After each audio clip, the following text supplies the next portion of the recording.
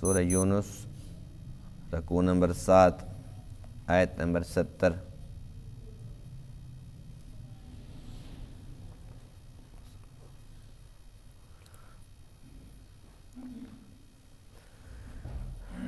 اعوذ باللہ من الشیطان الرجیم،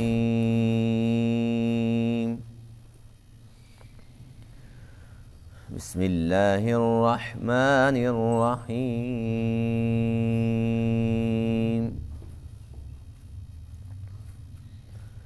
واتل علیہم نبأ نوح اذ قال لقومه يا قوم إن كان كبر عليكم مقامي وتذكيري بآيات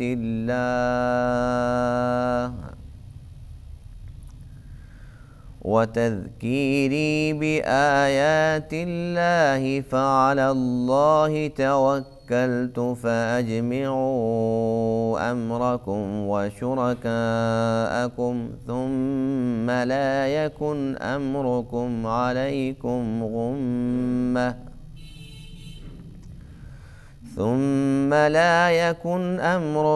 عليكم غمة ثم اقضوا إلي ولا تنظرون۔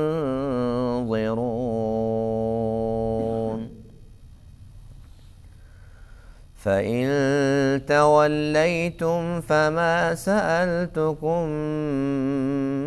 من أجر إن أجري إلا على الله وأمرت أن أكون من المسلمين۔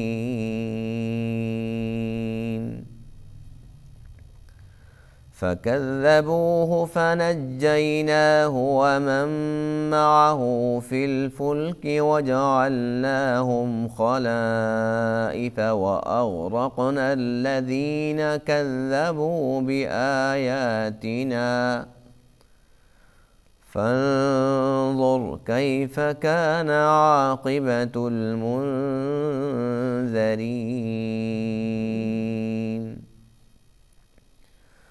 ثم بعثنا من بعده رسلا إلى قومهم فجاءوهم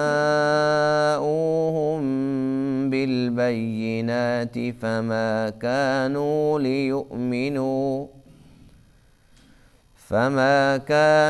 ليؤمنوا بما كذبوا به من قبل كذلك نطبع على قلوب المعتدين۔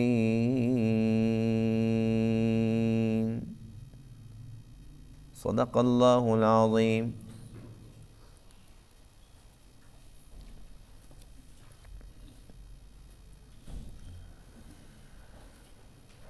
آج کے درس میں آیت کریمہ میں حضرت نوح علیہ نبینا علیہ السلام کا ذکر خیر ہے کہ کس طریقے سے انہوں نے اپنی قوم اپنی امت کو تبلیغ فرمائی، اللہ کا پیغام پہنچایا۔ آپ نے 950 سال تک تبلیغ فرمائی۔ یہ بہت ہی لمبا دورانیہ ہے، اور اس دوران آپ نے ہر طریقے سے ہر انداز سے اپنی قوم کو سمجھانے کی کوشش فرمائی، لیکن وہ لوگ تھے کہ ضد پر اڑے رہے۔ جس طریقے سے اتنا لمبا دورانیہ ہے تو آپ کی جو امت تھی، جو آپ پر ایمان لانے والے تھے، ان کی تعداد تو لاکھوں میں ہونی چاہیے تھی، لیکن لاکھوں میں تو دور کی بات ہے، ہزاروں میں بھی نہیں ہو سکے۔ ہزاروں میں بھی بہت بڑی بات ہے، وہ سینکڑوں کے اندر بھی نہیں ہے۔ 950 سال کے اندر 80 یا 82، کتنی کم تعداد ہے۔ اور آپ کو بہت ہی ستایا گیا، بڑی تکلیفیں پہنچائی گئی۔ تو اللہ نے اپنے محبوب علیہ السلام کو حکم دیا کہ اے میرے محبوب، آپ اپنی قوم کو، اپنی امت کو نوح علیہ السلام کے متعلق بتلائیں کہ کس طریقے سے انہوں نے محنت فرمائی اور ان کی قوم کیسی ضدی تھی، ہر دھرمی کا مظاہرہ کرنے والے تھے۔ فرمایا کہ پھر ان کا حشر کیا ہوا، ان کا انجام کیا ہوا۔ اسی طریقے سے مشرکین مکہ اگر آپ کی بات نہیں مانتے اور یہ بھی ضد پہ اڑے رہتے ہیں تو اللہ بھی وہی ہے، اللہ کے فیصلے بھی وہی ہیں۔ ہمیشہ وہی کامیاب رہے جو اللہ کے نبیوں پر ایمان لاتے رہے۔ جنہوں نے بھی اللہ کے نبیوں کی تکذیب کی، ان کو جھٹلایا، اللہ کی طرف سے ان کے اوپر پھٹکار پڑی۔ تو اللہ فرماتے ہیں کہ جس طریقے سے یہ صرف 80 یا 82 جو لوگ بھی تھے، یہ اللہ کے رحمت کی کشتی کے اندر آئے اور اللہ کے فضل و کرم سے یہ محفوظ رہے، باقی سارے کے سارے غرق ہو گئے۔ اور اس کے بعد پھر کتنے رسول اور آئے۔ اللہ کے نبی اور نوح علیہ السلام کے درمیان کتنا لمبا فاصلہ ہے، کتنا لمبا دورانیہ ہے، کتنا بڑا عرصہ ہے۔ کتنے نبی آئے۔ پہلی امتوں کے حالات ان کو سناؤ، ان کے انجام سے ان کو خبردار کرو اور انہیں بتلا دو۔ اگر تم ہمیشہ کی کامیابی چاہتے ہو، اپنا بھلا چاہتے ہو، تو فی الفور اللہ کی وحدانیت پر، اللہ کے محبوب کی نبوت و رسالت پر ایمان لے۔ لیکن اللہ فرماتے ہیں کہ یہ بڑے ضدی تھے اور ان کی سرکشیوں کی وجہ سے اور ان کی زیادتیوں کی وجہ سے، گناہ پر اصرار کی وجہ سے، کفر اور شرک پر اصرار کی وجہ سے ہم نے ان کے دلوں پر مہریں لگا دی تھی۔ اس لیے کہ حجت تو پوری ہو گئی جب اللہ کے محبوب ان کو سمجھا رہے ہیں اور فرما رہے ہیں کہ بھئی میں کچھ نہیں مانگتا اور میرا بھلا نہیں تمہارا ہی بھلا ہے، مان لو میری بات۔ جب یہ ضد پہ پکے رہے تو پھر اللہ نے فیصلہ سنا دیا نا۔ پہلی امتوں کے اندر تو کسی کو غرق فرما دیا، تو کسی کے اوپر پتھروں کی برسات ہو گئی، کسی کے لیے ہوا تیز کر دی، کسی کے لیے فرشتے کی چیخ نے ان کے دل اور جگر کے ٹکڑے ٹکڑے کر دیے۔ اللہ فرماتے ہیں کہ ان کو سزا ہم نے یہ دی ہے کہ ان کے دلوں پر مہریں لگا دی، اور یہ بھی ایک بہت بڑی سزا ہے، کوئی چھوٹی سزا نہیں ہے۔ وَاتْلُ عَلَيْهِمْ نَبَأَ نُوحٍ، آپ ان کے سامنے نوح علیہ السلام کی خبر سنائیے۔ اِذْ قَالَ لِقَوْمِهِ، جب آپ نے اپنی قوم سے فرمایا، یا قومی، اے میری قوم، ان کان کبر علیکم مقامی، اگر تمہارے اوپر گراں گزرتا ہے میرا کھڑا ہونا، مقامی میرا کھڑا ہونا، وتذکیری بآیات اللہ، اور اللہ کی آیات کے ساتھ میرا نصیحت کرنا تمہیں ناگوار گزرتا ہے، تم پہ گراں گزرتا ہے، فعلی اللہ توکلت، سن لو، بس اللہ ہی پر میں بھروسہ رکھتا ہوں۔ فاجمعوا امرکم، تم جمع کر لو اپنے معاملے کو، وشرکاءکم، اور اپنے تمام شریکوں کو، ثم لا یکن امرکم علیکم غمہ، پھر نہ رہے تمہارا معاملہ تم پر کچھ بھی مخفی، ثم اقضوا الیہ، پھر تم فیصلہ کر لو میری طرف، ولا تنظرون، اور تم مجھے مہلت نہ دو۔ آپ نے کیا ارشاد فرمایا کہ بھئی جو تم سے ہوتا ہے تم کرو، مجھے مہلت بھی نہیں چاہیے، جو تم چاہتے ہو کرو، لیکن یاد رکھو بہتر یہ کہ میری بات مان لو۔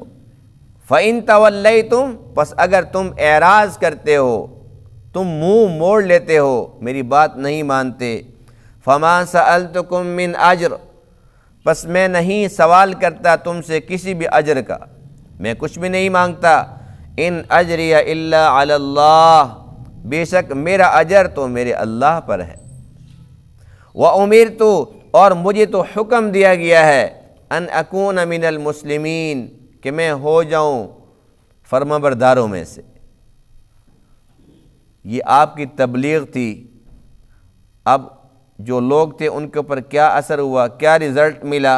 فَكَذَّبُوهُ، انہوں نے آپ کو جھٹلا دیا، آپ کی ایک بات بھی نہیں مانی۔ فَنَجَّيْنَاهُ، پس ہم نے ان کو بھی نجات دی، وَمَن مَّعَهُ فِي الْفُلْكِ، اور ان کو بھی جو آپ کے ساتھ کشتی میں سوار تھے، وَجَعَلْنَاهُمْ خَلَائِفَ، اور ہم نے انہیں خلیفہ بنا دیا، وَأَغْرَقْنَا الَّذِينَ كَذَّبُوا بِآيَاتِنَا، اور ہم نے غرق کر دیا ان لوگوں کو جنہوں نے جھٹلایا ہماری آیات کو۔ فانظر، پس دیکھیے، کیف کان عاقبۃ المنذرین، کیسے انجام ہوا ڈرائے ہوئے لوگوں کا۔ ثم بعثنا من بعدہ رسلا الی قومہم، پھر ہم نے بھیجے ان کے بعد، نوح علیہ السلام کے بعد پھر بھیجے رسلا، کئی رسول، الی قومہم، ان کی قوم کی طرف، فجاؤہم بالبینات، وہ ان کے پاس واضح دلائل لے کر آئے، فما کانوا لیؤمنوا، پس وہ نہیں تھے کہ وہ ایمان لاتے، وہ ایمان لانے والے تھے ہی نہیں، بما کذبوا بہ من قبل، اس وجہ سے کہ انہوں نے تو اس سے پہلے ہی ان کی تکذیب کر دی تھی۔ کذالک نطبع، اسی طرح ہم مہر لگا دیتے ہیں، علی قلوب المعتدین، حد سے بڑھنے والوں کے دلوں پر۔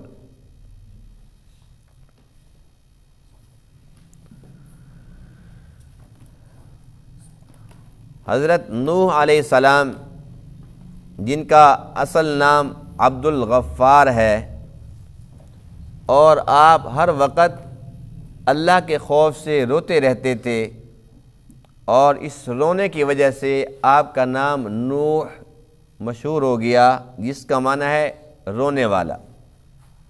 یہ جو نوحہ خوانی کرتے ہیں، جس میں لوگ روتے ہیں اور رلاتے ہیں، تو نوحہ خوانی اسی سے ہے، اسی سے لفظ ہے نوح، رونے والا، یعنی کہ آپ کا نام پڑ گیا کہ تو رونے والا ہے۔ آپ کیوں روتے تھے؟ دنیا کے چکر کے لیے نہیں، صرف اور صرف اللہ کے خوف سے روتے تھے، اور اس بات سے روتے تھے کہ میں اتنی محنت کرتا ہوں، اتنی محنت کرتا ہوں، بار بار لوگوں کو سمجھاتا ہوں، اتنا عرصہ ہو گیا سمجھا رہا ہوں، لیکن ان لوگوں کے اوپر میری بات کا کچھ اثر نہیں ہوتا، یہ لوگ اپنے بھلے کی بات سمجھنے کے لیے تیار نہیں ہیں۔ آپ روتے تھے، رو رو کر آپ کے چہرے مبارک کے اوپر آنسو کے نشانات پڑ گئے، اتنا آپ روتے تھے۔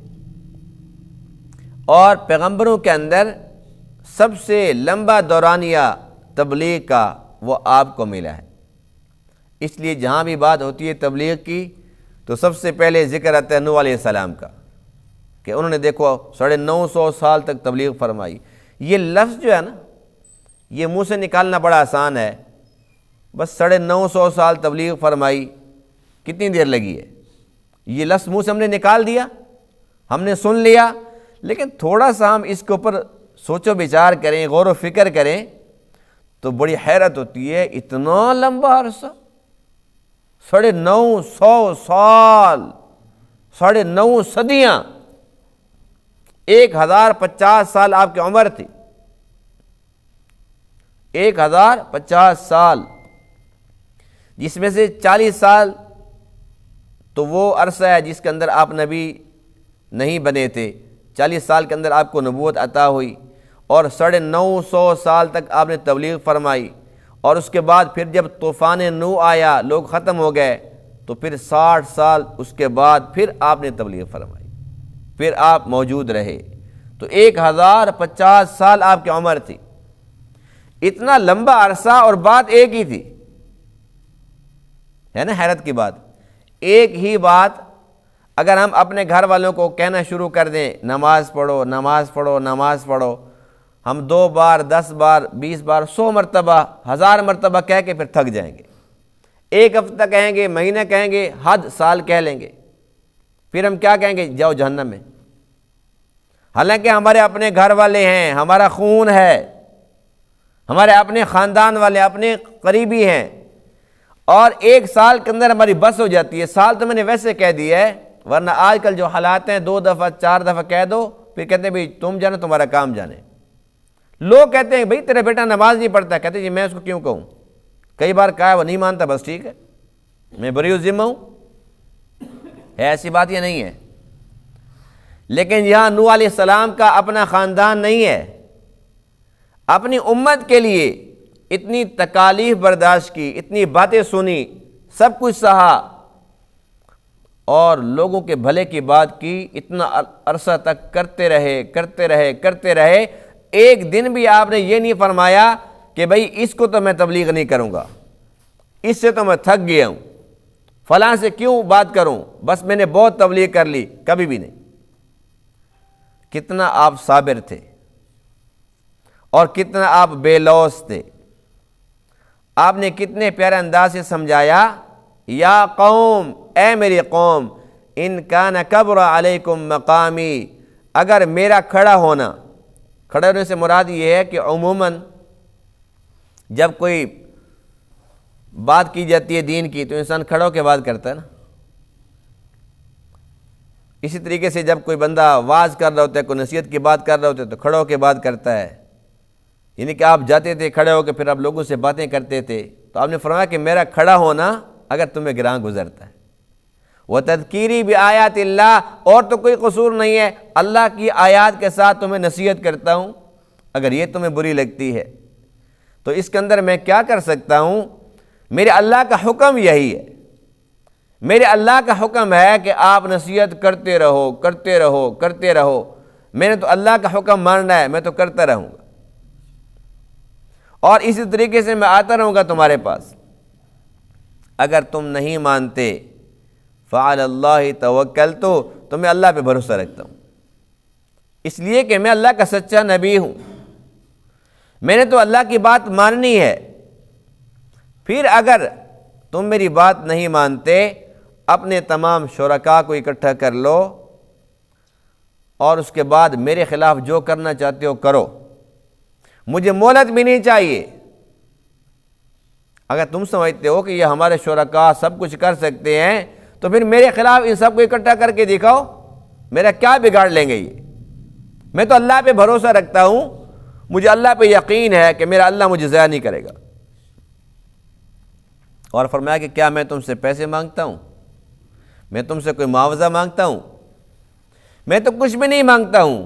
ان اجریہ الا علی اللہ، ہر نبی نے اپنی امت کو یہی بات کی کہ ہمیں تم سے اور کچھ بھی نہیں چاہیے، ہمارا کوئی مطالبہ نہیں ہے، ایک ہی مطالبہ ہے کہ اللہ کی وحدانیت پر ایمان لے، اور اللہ کے نبی جو بھی اس وقت موجود ہوتے تھے ان کی نبوت پر، ان کی رسالت پر ایمان لے آؤ، اس کے علاوہ ہمارا کوئی مطالبہ نہیں۔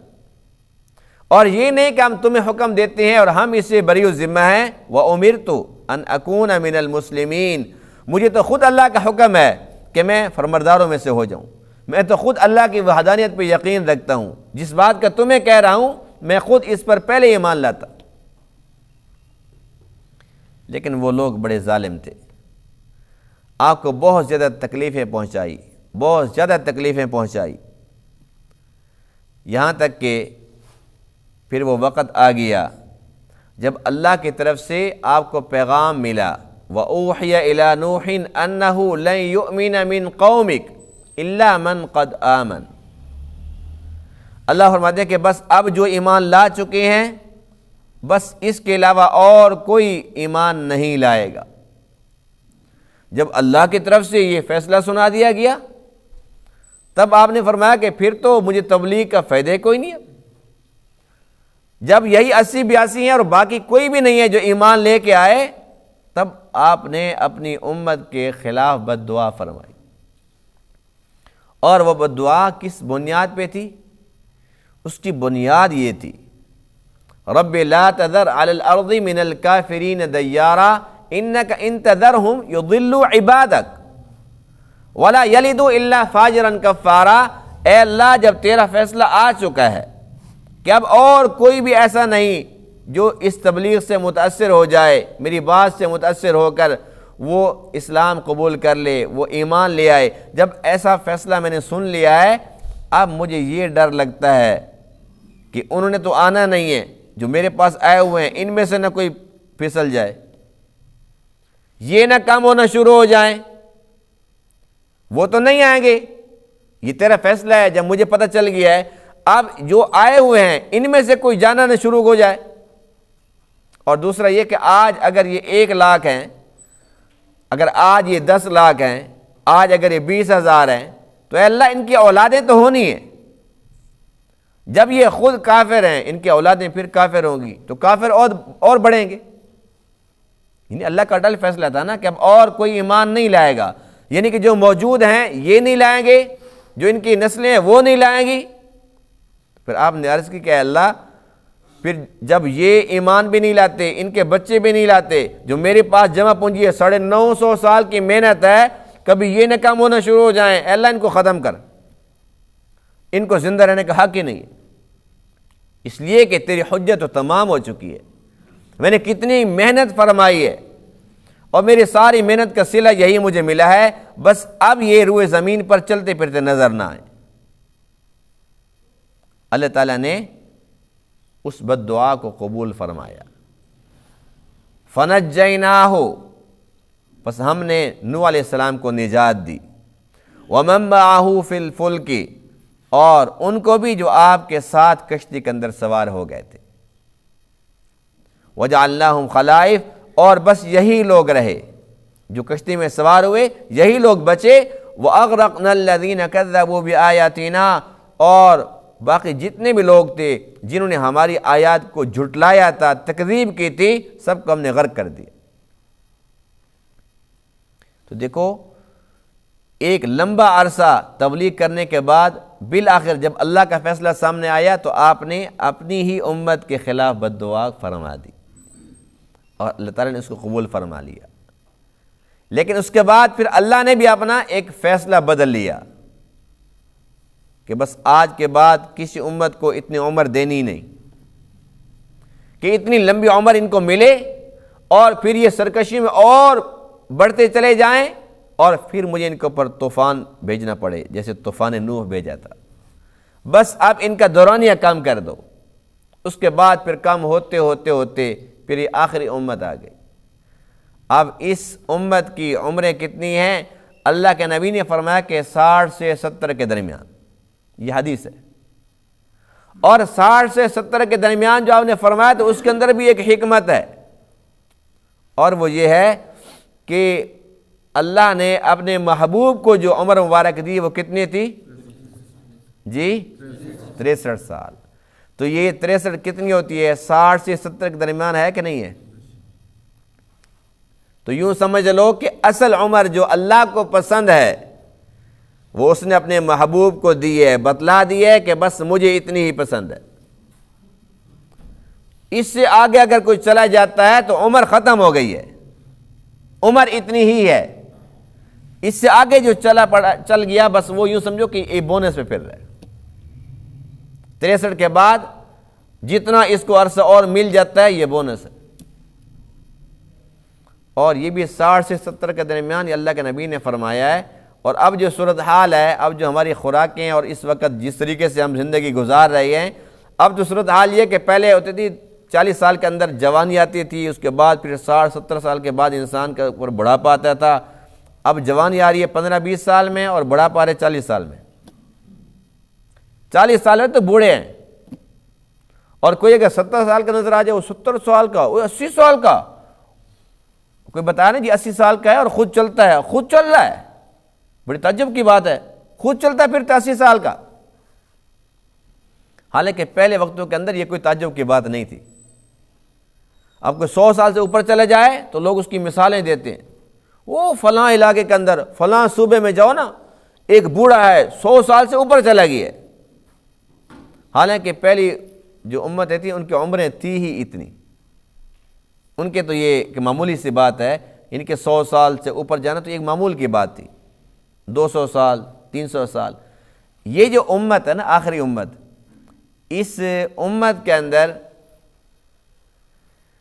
میرے خیال میں جو سب سے زیادہ عمر ملی ہے تو وہ ہے سلمان فارسی رضی اللہ تعالیٰ عنہ کی، کہ وہ اس امت کے فرد ہیں، صحابہ رسول ہیں، اور ان کی عمر لکھی ہے 250 سال۔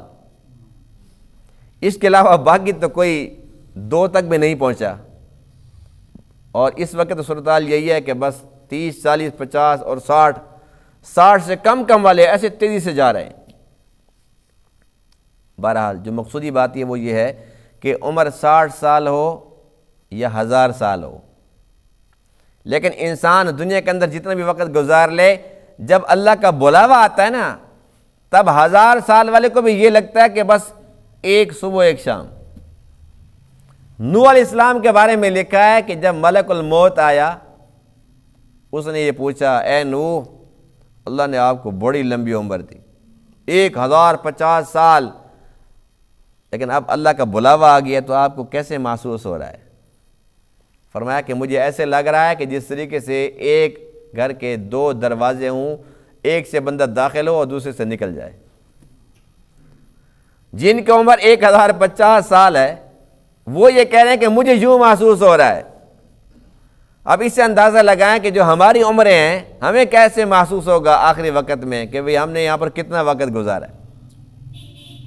قرآن مقدس میں ہے نا کہ کچھ لوگ ایسے ہیں جو اللہ کے پاس جائیں گے، پتہ نہیں ان کی عمر کتنی بھی تھی، لیکن کأنہم یوم یرونہا لم یلبثوا الا عشیۃ او ضحیٰ، وہ کہیں گے یا تو عشاء کے ٹائم یا ایسے جیسے چاشت کا ٹائم ہوتا ہے، اتنا ٹائم ہم نے گزارا تھا، بس ہم نے کیا ٹائم گزارا ہے۔ تو جتنا بھی وقت مل جائے، بہر صورت اس کو چھوڑ کے جانا ہے۔ یہ دنیا کی زندگی یہ فانی ہے، یہ عارضی ہے، جتنی بھی ہو ختم ہونے والی ہے، اور جو آخرت ہے وہ ہمیشہ والی ہے، ہمیشہ ہمیشہ کی زندگی ہے۔ تو اس لیے ہمیں چاہیے کہ آخرت کے لیے ابھی سے کچھ تیاری کر لیں۔ جو لوگ بھی آتے رہے، جنہوں نے اللہ کے نبیوں کی بات مانی، صرف اور صرف وہی کامیاب ہوئے۔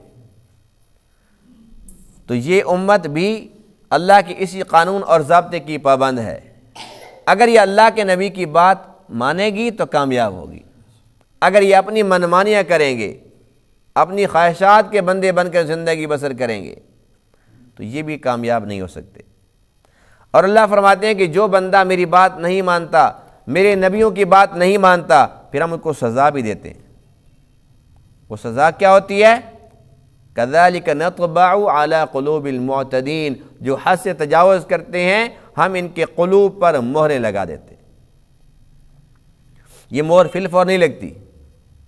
حدیث پاک میں ہے کہ جب کوئی انسان ایک گناہ کرتا ہے، اس کے دل پر ایک سیاہ نقطہ، ظلمت کا ایک نقطہ اس کے دل پر لگ جاتا ہے۔ اگر یہ توبہ کر لیتا ہے تو اس کو صاف کر دیا جاتا ہے، توبہ نہیں کرتا اور گناہ کرتا ہے، ایک اور نقطہ، اور گناہ کیا ایک اور نقطہ، یہاں تک کہ جب انسان گناہ ہی کرتا رہتا ہے اور توبہ نہیں کرتا تو پورا کا پورا دل سیاہ ہو جاتا ہے۔ اور جب بندہ اللہ کی بغاوت پر اصرار شروع کر دیتا ہے، توبہ کی طرف نہیں آتا، تب اللہ تعالیٰ اس کی اس سیاہ دل پر مہر لگا دیتا ہے۔ جب اللہ کی طرف سے مہر لگ جاتی ہے نا، پھر اچھی بات بری اور بری اچھی لگنے لگتی ہے، پھر گناہ کی محفل کے اندر مزہ آتا ہے اور نیکی کی محفل کے اندر دل نہیں لگتا۔ پھر نماز انسان کو بری لگتی ہے، وہ بڑی بھاری لگتی ہے، بڑی بوجھل ہو جاتی ہے۔ تو اس لیے یہ بہت بڑی سزا ہے۔ خدا نہ خواستہ اگر اللہ تعالیٰ دل پر مہر لگا دے تو پھر بنے گا کیا؟ اس دل کے زنگ کو، دل کی ظلمت اور سیاہی کو ختم کرنے کے لیے ضروری ہے کہ ہم اللہ تعالیٰ سے معافی مانگیں، توبہ اور استغفار کریں، کثرت سے کریں، بار بار کریں، تاکہ اللہ تعالیٰ ہمارے دل کو ایمان سے، تقوی سے، اعمال صالحہ سے منور فرما دے، ہمارے دل کو روشن فرما دے۔ تو اس لیے ہمیں چاہیے کہ ہم اللہ تعالیٰ سے ہر وقت ڈرتے رہیں۔ گناہ پر اصرار کرنا شیطان کی خصلت ہے، اور توبہ کرنا یہ پیغمبروں کی سنت ہے۔ وہ معصوم ہوتے ہیں، اس کے باوجود بار بار توبہ اور استغفار کرتے ہیں، اور ہم تو معصوم بھی نہیں ہیں، ہم تو گناہ گار ہیں اور سیاہ کار ہیں، خطا کار ہیں، اتنے گناہ کیے ہیں کہ ہمیں یاد ہی نہیں ہے کہ کتنے کیے ہیں، ان گنت گناہ۔ تو ہمیں چاہیے کہ توبہ کے اندر بھی ہم بخل سے کام نہ لیں، اور اس کے اندر سستی بالکل نہ کریں، بہت جلد توبہ کریں، بہت کثرت سے توبہ کریں، بار بار کریں، یہاں تک کہ جب بھی اللہ کا بلاوا آئے تو ہم توبہ کے ساتھ ہوں، تاکہ ہماری آخرت کی ساری منزلیں آسان ہو جائیں۔ اللہ تعالیٰ ان تمام باتوں کو سمجھنے عمل کرنے کی توفیق عطا فرمائے۔ وآخر دعوانا الحمدللہ رب العالمین۔